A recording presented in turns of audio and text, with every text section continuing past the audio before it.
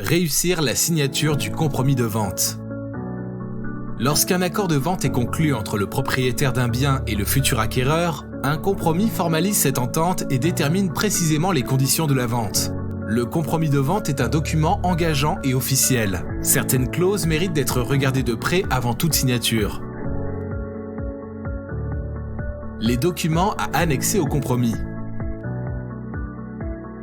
Le vendeur a l'obligation de faire réaliser un ensemble de contrôles et de vérifications par un diagnostiqueur agréé.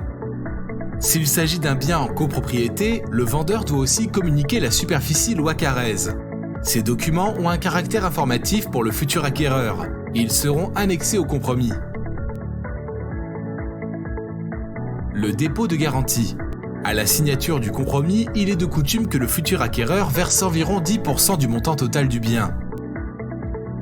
Cette somme est conservée chez le notaire sur un compte séquestre jusqu'à la signature de l'acte de vente définitif. Pour le vendeur, elle sert de garantie de la solvabilité de l'acquéreur, mais aussi d'une forme de dédommagement pour le vendeur, si l'acquéreur venait à se désister sans motif recevable après le délai légal de rétractation. Délai de rétractation.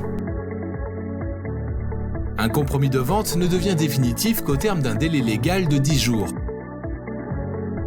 Ce délai permet au futur acquéreur de se rétracter sans fournir de motif et par simple courrier recommandé avec avis de réception à destination du notaire, du propriétaire ou de l'agent immobilier si le compromis a été établi avec ce dernier.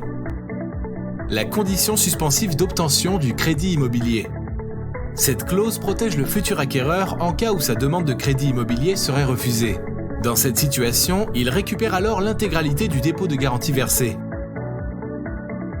Vous souhaiteriez en savoir plus? Lisez notre article en ligne.